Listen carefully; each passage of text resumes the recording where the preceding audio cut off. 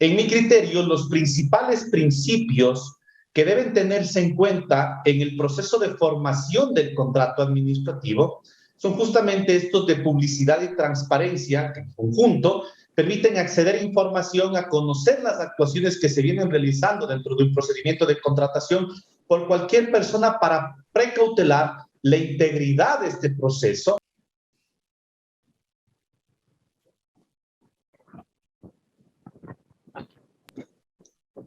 Se te apaga el micrófono. No sé por qué se está apagando el micrófono, no hago nada al respecto, pero bueno, esperemos que ya ahí funcione. Entonces, decía que son principios que se van a observar, o se deben observar en todas las etapas comunes en el procedimiento de contratación.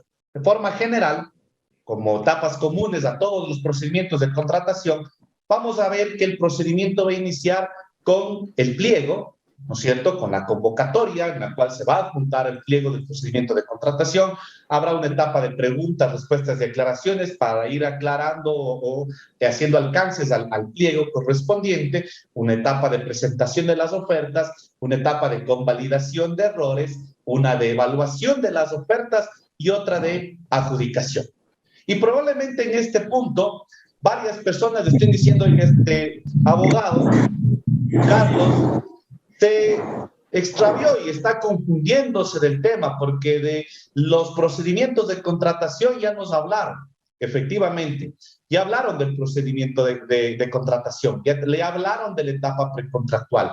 Pero en derecho administrativo, en el contrato administrativo, la etapa precontractual constituye la formación como tal del contrato administrativo. A tal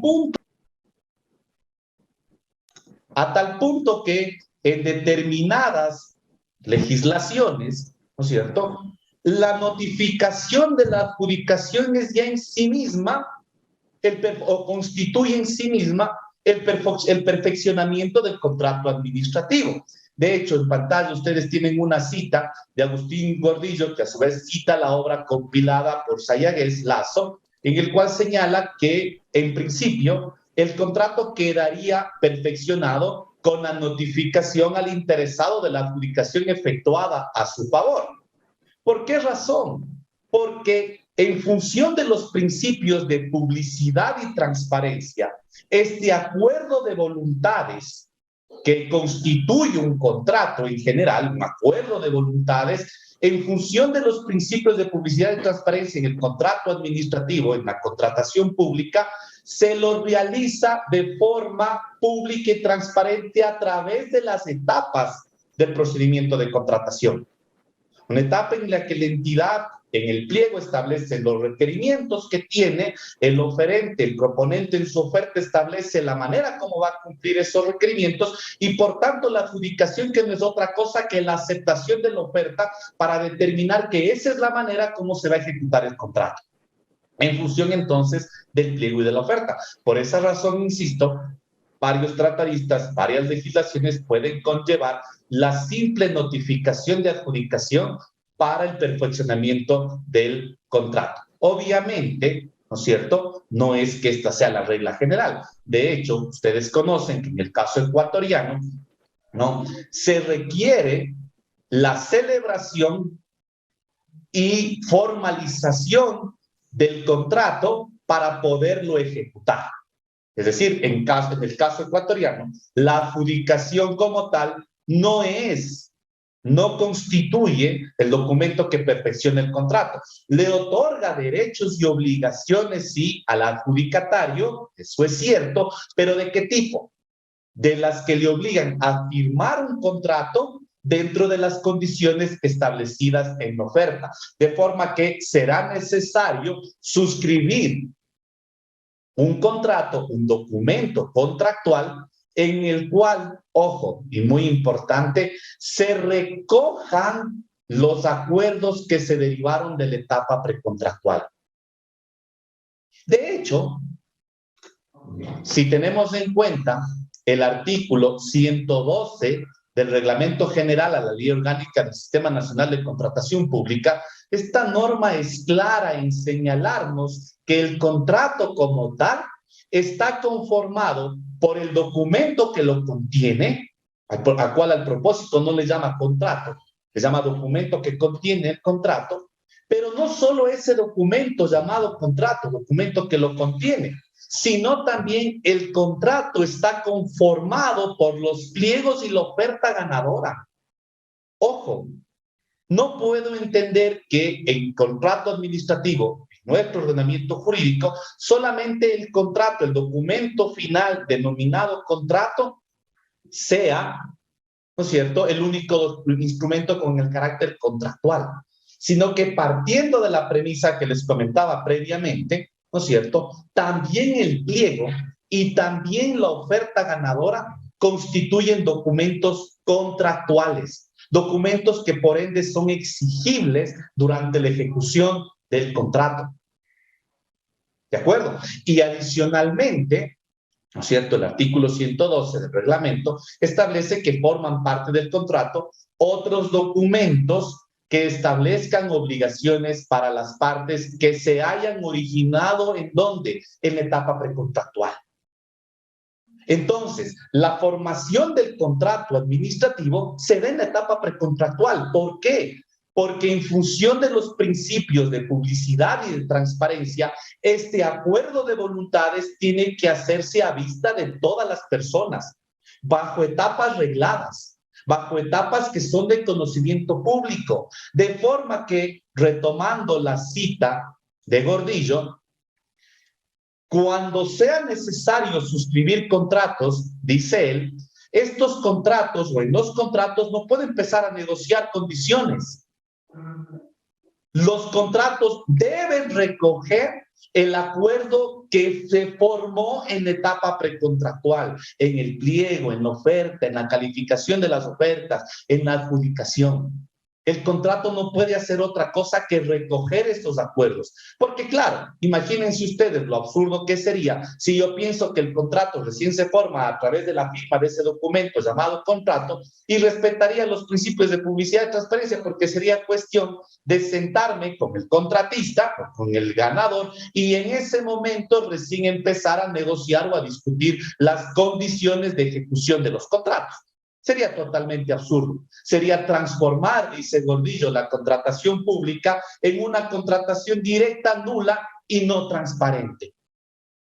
¿Ok? Entonces, el contrato debe recoger los acuerdos alcanzados en esta etapa precontractual. Obviamente, y valga la aclaración, si es que dentro de este contexto, dentro de estos acuerdos, es necesario precisar, aclarar, complementar algo adicional, obviamente que el contrato sí permite hacer esas precisiones de esos acuerdos, de esas complementaciones que partan de la etapa precontractual.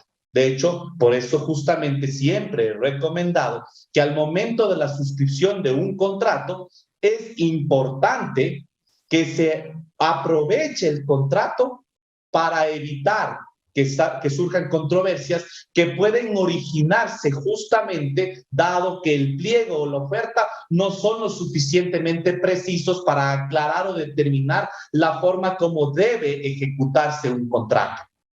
¿Ok? Entonces, ratificándome en el hecho de que en el documento denominado contrato como tal, no puedo establecer nuevas condiciones, distintas condiciones, nuevas negociaciones diferentes a las que se alcanzaron a través de los documentos de la etapa precontractual, ¿no es cierto? Ratificándome en ello, también insisto y recomiendo en que en el contrato sí es un documento oportuno, adecuado y necesario para ir haciendo aclaraciones, complementaciones, precisiones que eviten controversias futuras. Partiendo de qué? De los documentos precontractuales y no pudiendo hacer una nueva negociación de esos documentos. Y de hecho, esta aclaración o estas recomendaciones que acabo de realizar me llevan ya a empezar a hablar en cambio del proceso de terminación del contrato administrativo. Y es conocido el refrán de nuestras abuelitas de que lo que mal empieza, mal termina. Claro, si es que yo tuve inconvenientes en estos documentos que originan, son parte del proceso de formación del contrato administrativo, voy a tener normalmente malos resultados. Sí, ustedes que hacen contratación pública en el día a día me van a dar la razón cuando señalo que al menos un 80% de las controversias que se presentan en la ejecución contractual devienen de problemas en documentos de la etapa precontractual que, como ya hemos aclarado, constituyen un proceso de formación del contrato administrativo.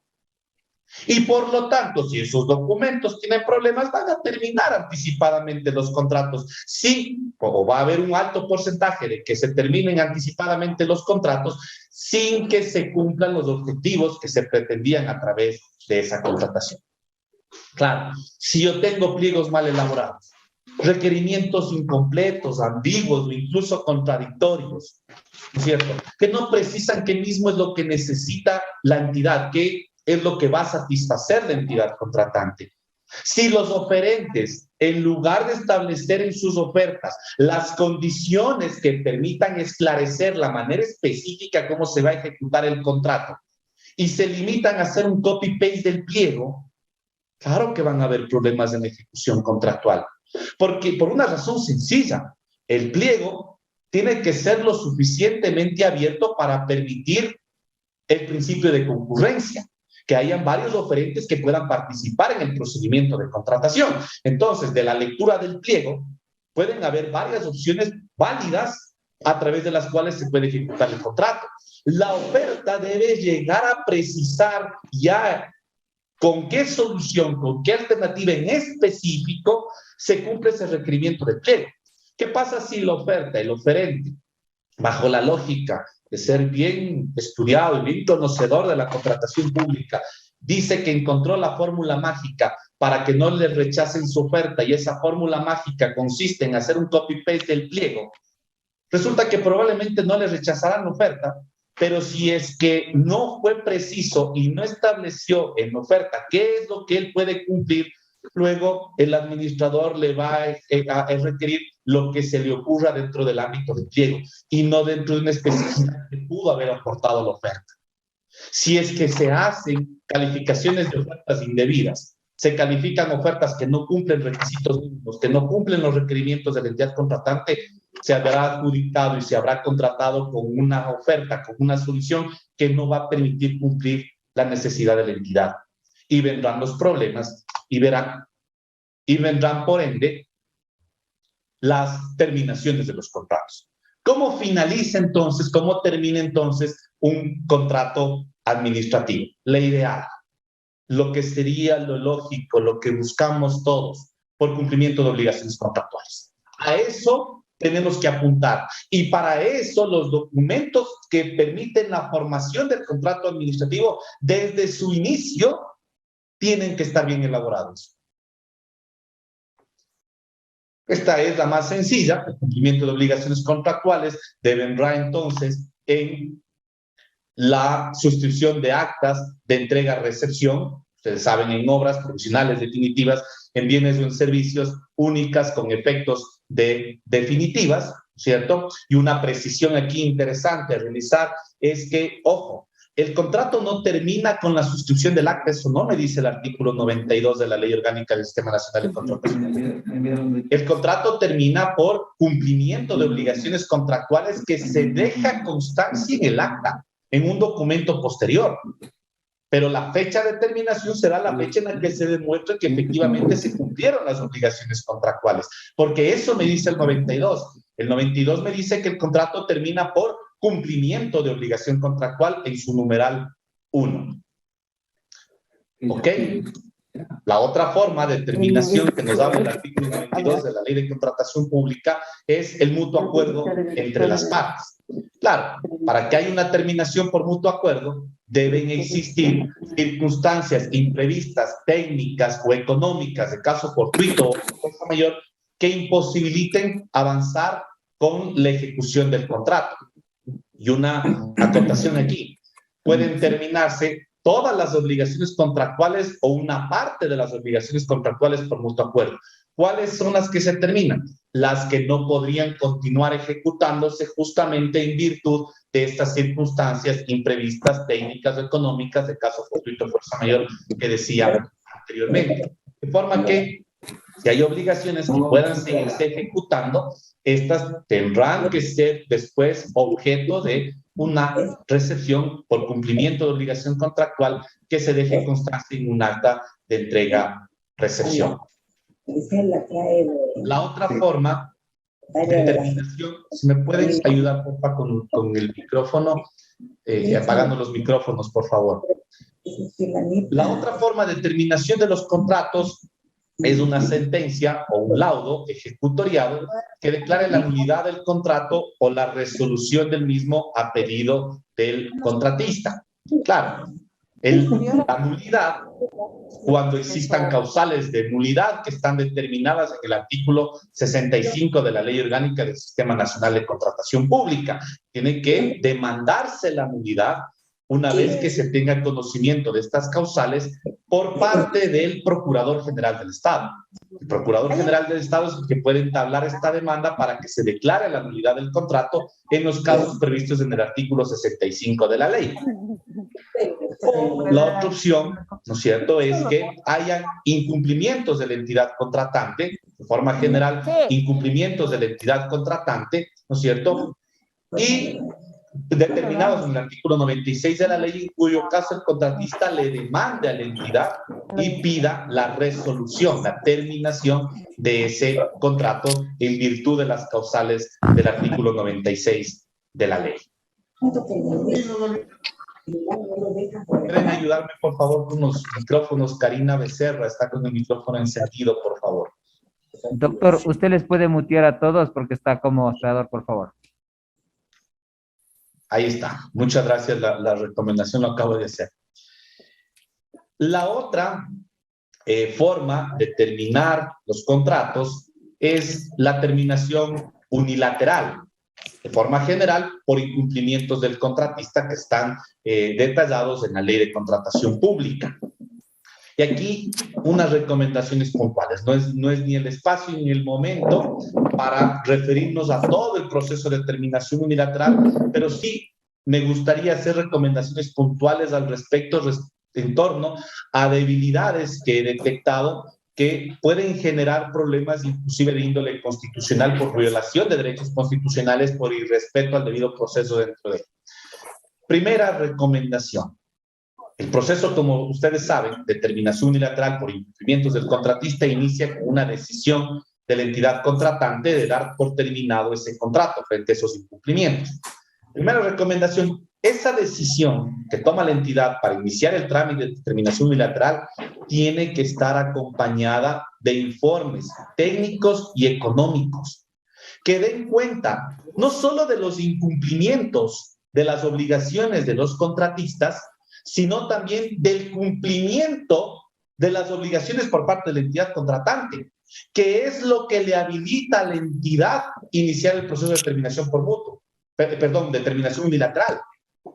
Porque claro, si es que hay incumplimientos de parte de la entidad contratante, ¿no es cierto?, en función del principio de la mora purga la mora, si tú estás incumpliendo tu obligación, no puedes exigirme el cumplimiento de las mías y por lo tanto tampoco podrías merecer una sanción en contra de ese incumplido si las dos partes están incumpliendo sus obligaciones contractuales. Entonces, importantísimo, adjunten informes. A veces hay errores dentro de sus procedimientos que no se adjuntan los informes técnicos económicos y esos informes adicionalmente, ojo, tienen que contener no solo los incumplimientos a los que se le ataca o de los que se les ataca al contratista, sino la evidencia de que la entidad contratante está en cumplimiento de sus obligaciones.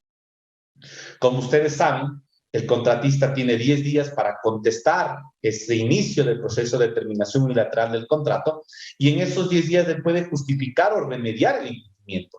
De forma que si remedia la causal, si supera la causal de terminación unilateral, ya no procedería una resolución de terminación unilateral del contrato. Y lo tercero, cuiden que los requisitos del acto administrativo de terminación unilateral, si ese va a ser el término luego de los dos pasos previos que he mencionado, ¿no es cierto?, contenga entre los aspectos de motivación algo que casi no se incluye, que es el avance físico de las obras, bienes o servicios y la liquidación financiera y contable del contrato. A veces se da por hecho que como en la notificación de la decisión de terminación unilateral ya se incluyeron los informes técnicos y económicos, ya no hace falta en la resolución hacer referencia a una liquidación. Cuidado. Recuerden que la decisión de inicio de trámite de terminación unilateral no pone fin al contrato. Por lo tanto, ese contrato, hasta que tenga resolución, pudo haberse seguido ejecutando. Por ende, es necesario que en la resolución se deje constancia de cuál es el avance físico a ese momento y la liquidación financiera y contable que corresponda a ese contrato. Finalmente, con la última causal de terminación de los contratos administrativos de acuerdo a nuestro ordenamiento jurídico es la muerte o disolución de la persona natural o jurídica contratista. Claro, obviamente acá, al existir muerte de una persona natural, tendrá que haber un acto administrativo por medio del cual la entidad, sobre la base de esa causal, termine el contrato. Esa es mi opinión, mi criterio. No puede haber un acto bilateral, dado que mi contraparte ha fallecido, pero debería haber un acto unilateral. Esto no se equipara, ojo, no es una causal adicional de terminación unilateral con las sanciones de la terminación unilateral del contrato. Es un acto administrativo que termina, liquida el contrato por la muerte de la persona natural o la disolución de la persona jurídica en caso de que el contratista sea una persona jurídica. Y algo que he criticado yo mucho en este punto respecto a la causal de terminación del contrato es que la ley señala que la terminación en caso de personas jurídicas por esta causal se da por disolución de la persona jurídica. Y ustedes saben que la disolución o las causales de disolución por las cuales se ordena la disolución de una persona jurídica pueden superarse. Y por lo tanto, esta disolución puede, insisto, superarse y reactivarse entonces la compañía. La compañía realmente estaría ya terminada luego del proceso de liquidación con la resolución de cancelación, que en mi criterio sería lo que realmente debería poner fin al contrato administrativo por esta causal. En todo caso, la ley habla de disolución y eso es lo que hemos venido aplicando. Eso era, en términos generales, lo que quería comentarles en esta ponencia. Espero no haberme excedido del tiempo que me otorgaron para el efecto y estaré presto de ser el caso a las preguntas a que hubiere lugar. Muchas gracias. Estamos dentro del tiempo. Muchas gracias, Carlitos. Tenemos unas preguntas. Con todo gusto. Claro. Me dice, doctor, buenos días. ¿Cuáles son las consecuencias de declarar un contrato ya adjudicado y notificado como desierto? No entendí muy bien la pregunta porque si ya hubo adjudicación, Ya no hay desierto. A no ser que yo encuentre luego causales de que falten a la verdad, por ejemplo, y tenga que declararle adjudicatario fallido. Entiendo que por ahí podría ser, y luego de eso no hay una segunda opción a quien adjudicar. Entiendo que por ahí iría la pregunta. Si es que es así, claro, a la persona que le adjudicaron, ¿no es cierto? Tendrían que si es que es lo que estoy pensando, obviamente, si es que al adjudicado le declaran adjudicatario fallido, tendrá que haber una resolución en la que se declare por las razones que correspondan al adjudicatario fallido y con las sanciones respectivas a él, y luego el mismo acto podría ordenarse la declaratoria de desierto. De ser, en cambio, al revés, ahí sí ya no se me ocurre un panorama, es decir, si se da desierto y luego se adjudica, no veo factible esa opción. Serían opuestas.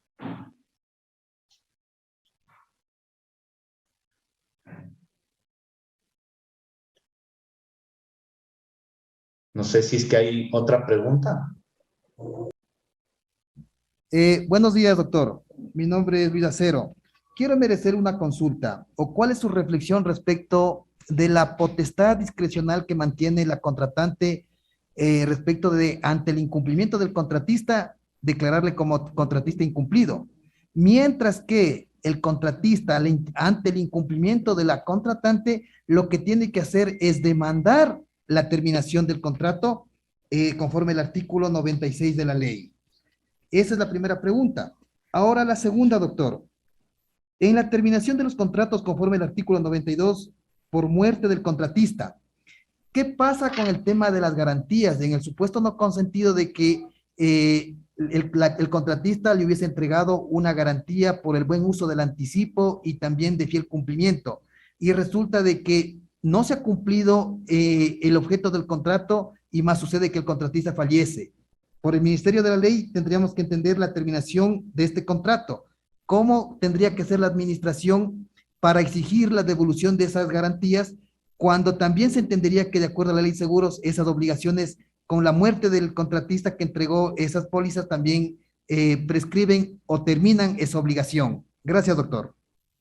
Interesantes las dos preguntas. A ver, intentemos la primera. Dos reflexiones respecto a su pregunta. La primera reflexión.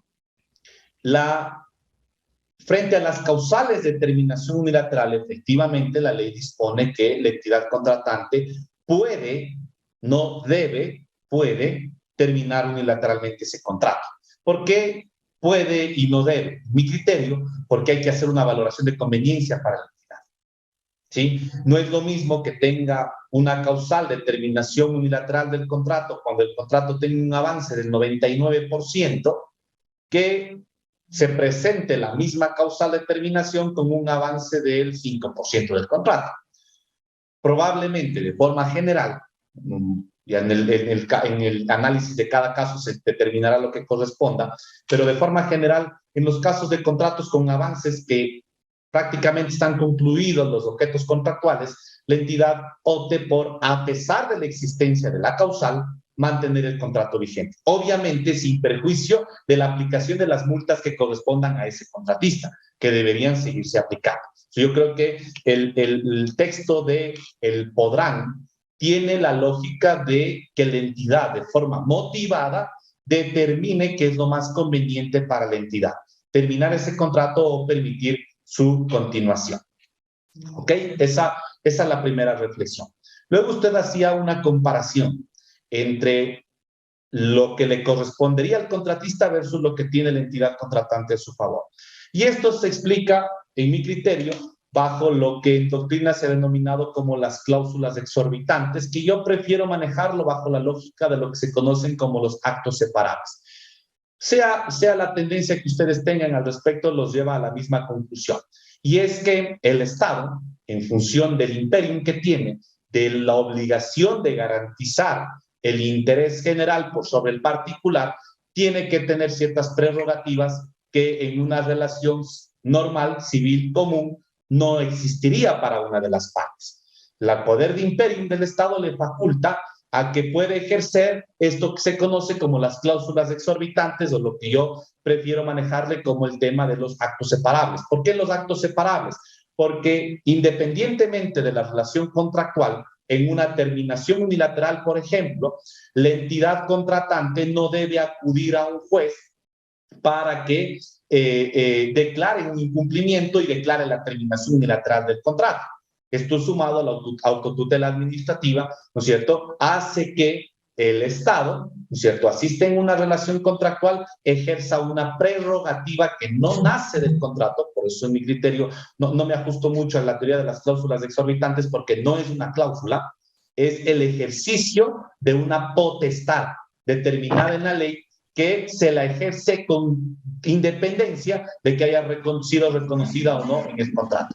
Y eso hace que, por un lado, la entidad contratante pueda multarle al contratista sin acudir a un juez, pueda terminar unilateralmente un contrato sin acudir a un juez, y en cambio, por el otro lado, en el que solamente se protege un interés individual, un interés particular, el contratista deba demandarle a la entidad frente a casos de incumplimientos. Espero que con esa reflexión se haya atendido las dos aristas de su primera inquietud. La otra, efectivamente, merece un análisis interesante. Probablemente habrá posiciones en contrario al respecto, pero de forma general, ¿no es cierto? Las garantías que se están entregando son funcionales y revocables. Esas son las condiciones analizar las dos actividades que garantía, tuvieron perdón, una garantía contractual, de forma que la entidad, a pedido de la entidad contratante, las garantías deberían ser ejecutadas por la aseguradora. Evidentemente, lo que usted ha mencionado, la aseguradora tratará de tener una posición en contrario de la Ley General de Seguros, utilizando el factor o el tema de que el contratista ha fallecido. Pero, digamos, estas garantías en materia de contratación pública tienen las características que acabo de mencionar, o deben tener las características que acabo No de llega mencionar. la wincha, estoy todavía aquí esperándole que llegue. Perdón. Ya. Que deberían dar la opción a que se ejecuten esas garantías. Insisto, es un tema, una pregunta interesante que va a generar discusión y debate, pero esa es la impresión o el comentario que tengo al respecto. Gracias, doctor. Ariana Tamayo, por favor, cierre el micrófono. Le voy a hacer una consulta, mi doctor. Hay una consulta aquí en el chat. Dice, ¿se debe suscribir contratos en los procesos de ínfima cuantía? A ver, si nos vamos al artículo 69 de la Ley Orgánica del Sistema Nacional de Contratación Pública, vamos a encontrar un texto que más o menos dice que las contrataciones de menor cuantía se instrumentarán a través de las facturas correspondientes sin que sea necesario entonces, o mejor dicho, sin perjuicio de que se puedan suscribir los documentos que contengan los acuerdos entre las partes. Esta norma tiene que leerse con un antecedente. El antecedente es que cuando se publicó la Ley de Contratación Pública el 4 de agosto del 2008, no existían las contrataciones de ínfima cuantía. Y cuando se incorporaron, si no me equivoco, en el año 2013, ¿no es cierto?, no se reformó el artículo 69. De forma que, si es que efectivamente incluso las menores cuantías pueden instrumentarse con factura, sin perjuicio de que también puedan haber documentos contractuales que dejen constancia de los acuerdos entre las partes, por la misma razón también sería aplicable la misma norma para los contratos de ínfima cuantía. Por lo tanto, no veo ningún problema, es más, parece que sería incluso hasta recomendable en determinadas circunstancias que se suscriban contratos en ínfimas cuantías. ¿Sí? No le encuentro ningún impedimento. De hecho, encuentro un respaldo legal que es el artículo 69, dado que la menor cuantía, los contrataciones, perdón, de ínfima cuantía están dentro del monto de menor cuantía, teniendo en cuenta el antecedente que les comentaba anteriormente. Ya. Diana Jaramillo tiene la mano levantada, no sé si es que se le puede dar la... Sí. Doctor, muchas gracias.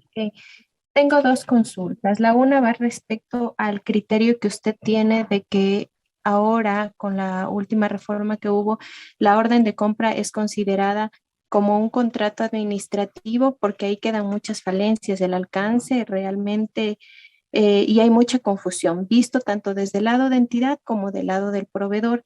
Y adicional a esto, un error que cometen las entidades muchísimo es que en las especificaciones solicitan algo, el proveedor puede mejorar este tema, pero cuando se emite la orden de compra hacen copia textual de las especificaciones técnicas y luego les quieren hacer cumplir lo que puso en su proforma. Y si en verdad la orden de compra tiene valor de contrato, entonces el proveedor tendría que ofrecer lo que está en la orden de compra. Esa es mi primera pregunta.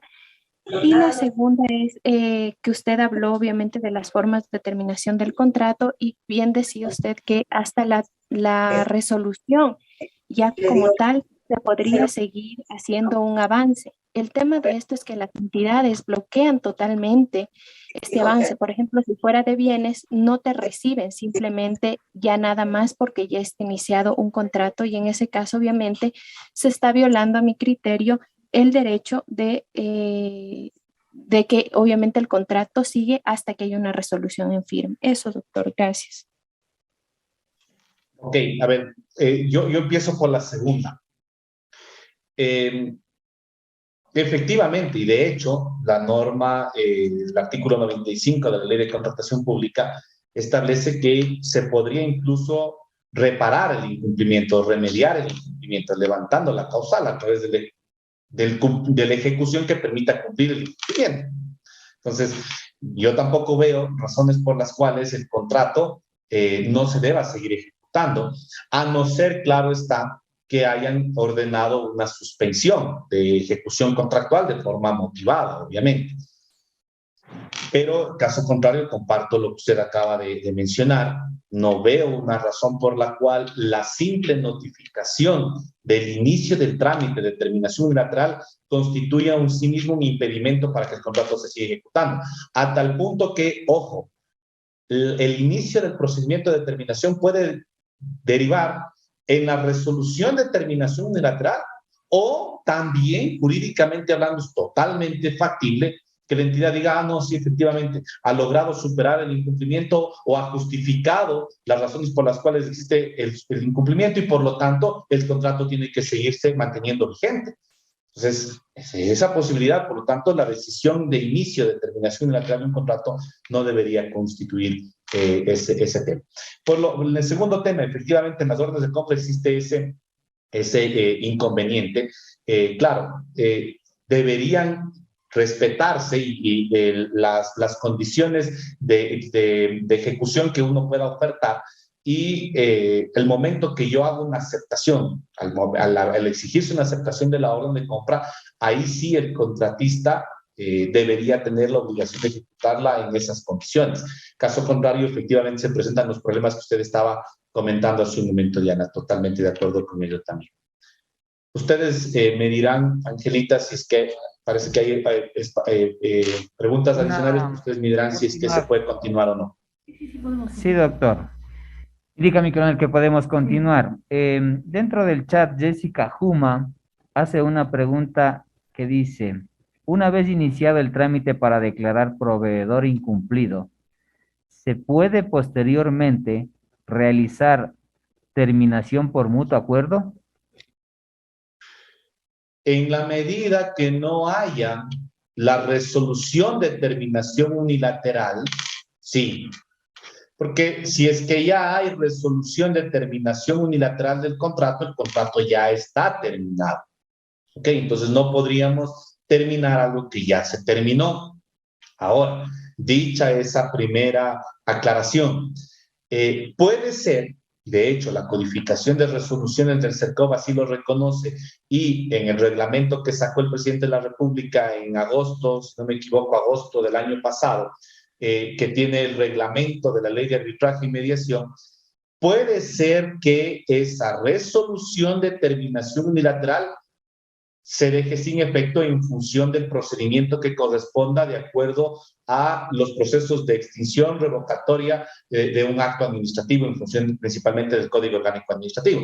Puede ser que, habiendo una terminación unilateral, ¿no es cierto?, en un proceso de mediación, por ejemplo, pongo la mediación porque está intentando ser de auge y porque está reconocido que dentro de un proceso de mediación se podrían llegar a ese tipo de acuerdos, se acuerde que la entidad, cumpliendo el trámite administrativo que corresponda, normalmente a la revocatoria, probablemente, o a la nulidad del acto, habrá que analizar lo que corresponde en esos casos, ¿no es cierto?, se deje sin efecto ese acto administrativo, determinación unilateral, y dejado sin efecto el acto administrativo, el contrato vuelve a estar vigente. Y en esa lógica o en ese momento, plantear un proceso de determinación unilateral. Es probable, por poner un ejemplo, que en la mediación se den cuenta que no es que hubo un incumplimiento voluntario o decidido de parte del contratista, sino que hubieron causales de fuerza mayor o caso fortuito que impidieron ejecutar el contrato. Y eso se logra determinar en un proceso de mediación. Dejo sin efecto la resolución de terminación unilateral y luego, como hay causal para terminar por mutuo acuerdo, entonces concreto una terminación por mutuo acuerdo. Pero necesariamente en esos pasos que acabo de comentar. Estando vigente la resolución de terminación unilateral, no sería lógico que proceda una terminación por mutuo. Muchas gracias, doctor Valdeón. Hola. Muy agradecida. Ah, hay una pregunta más. No sé si se... Hola, buenas tardes.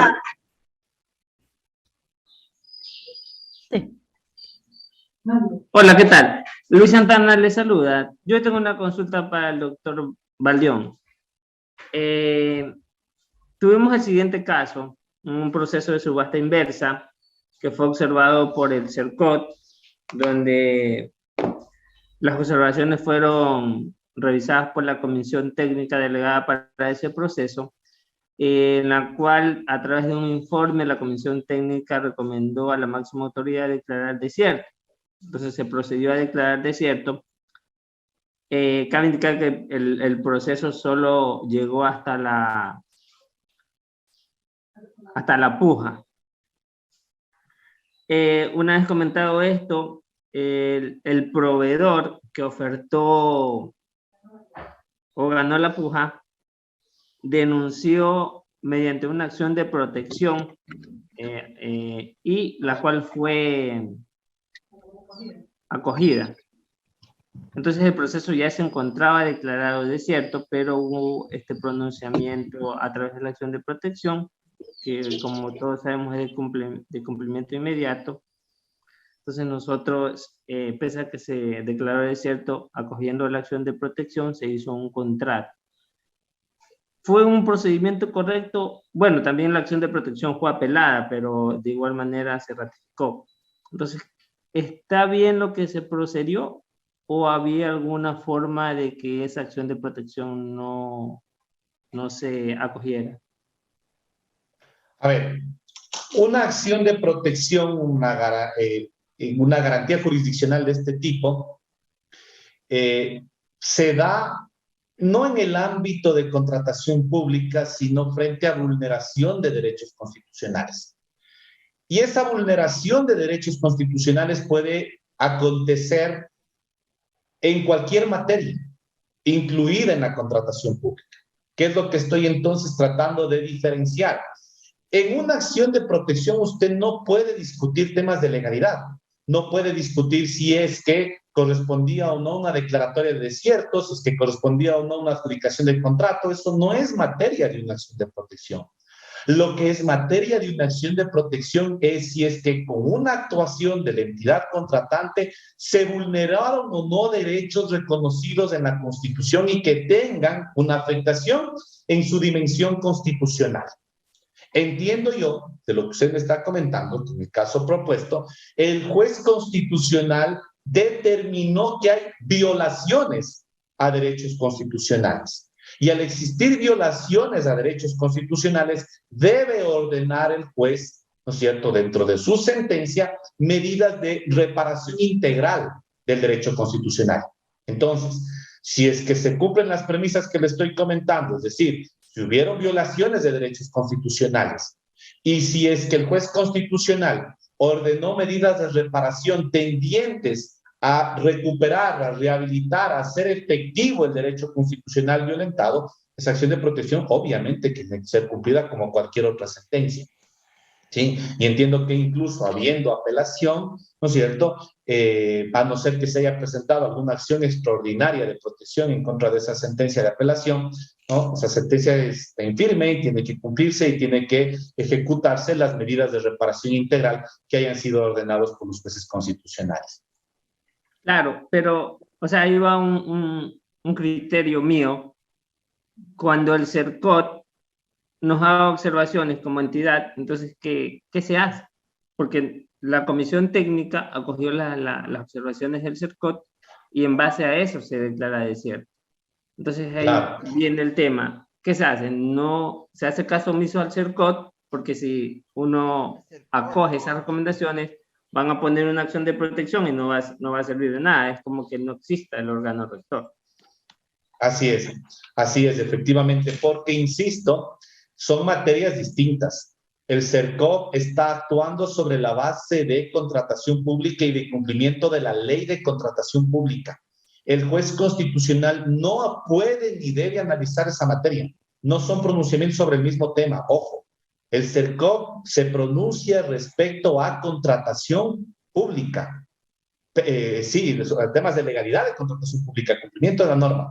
El juez constitucional, independientemente de ello, está diciendo hay violaciones a derechos constitucionales. Dos cosas totalmente diferentes, complejas de entender, y en la práctica esa es la complejidad de toda acción constitucional, pero distintas diametralmente, porque para que tengan cabida, insisto, el juez constitucional no puede ni debe pronunciarse sobre temas de legalidad. Por lo tanto, no está pronunciándose sobre si es que lo que dijo el CERCOP es correcto o no. No está cuestionando la recomendación del CERCOP, o no debería cuestionar las recomendaciones del CERCOP. No puede pronunciarse respecto a las recomendaciones del CERCOP. El juez constitucional está haciendo un análisis totalmente diferente a lo que dijo el CERCOP. El juez constitucional encontró que hay violaciones a derechos constitucionales, y al ser así, debe cumplirse esa sentencia del juez constitucional. Otra consulta referente a eso. Pese a que solo se llegó hasta la puja, porque incluso no se había adjudicado el proceso, porque sabemos que tenemos que esperar los 3 días, y dentro de los 3 días el CERCOP dice, paralicen, y estas son las observaciones. Entonces, el proveedor ni siquiera había obtenido, no tenía ningún derecho adquirido, en lo que entiendo. Pero ahí me perdí, porque entendía yo que la ejecución de la sentencia de la Corte del juez constitucional, en ese estado no creo que haya sido firme el contrato, sino rehabilítese. No, es que el caso fue raro, porque llegamos hasta la puja. Y en la puja, ¿pero qué ordenó en concreto el juez constitucional? ¿Cómo? ¿Qué ordenó en concreto el juez constitucional? Que se le asigne el contrato y se continúe con el mismo. ¿Cómo va a ordenar eso un juez constitucional? O sea, eso nos parece raro a nosotros, pero estando en materia constitucional, lo que puede él disponer son medidas de reparación constitucional, del derecho constitucional violentado. Y lo que podría en todo caso disponer es que se regrese al momento en que se vulneró ese derecho. Si es que no hubo puja, no hubo adjudicación, menos podía decir que se celebre el contrato. Me parece bastante extraño el tema. Muy extraño, acá como entidad contratante también nosotros nos pareció bien extraño por cómo resolvió el juez, porque incluso indicaron que se deje sin efecto la resolución de declaratoria de desierto y se adjudique y se continúe con el trámite. Se adjudique. Ojo, sí, se adjudique a quien corresponda. No se adjudique a este señor, ¿no? Al que haya presentado. Es lo que le decía hace un momento. Se adjudique a la empresa, pues ellos fueron los que denunciaron, los que pusieron la acción de protección, la empresa que había ofertado.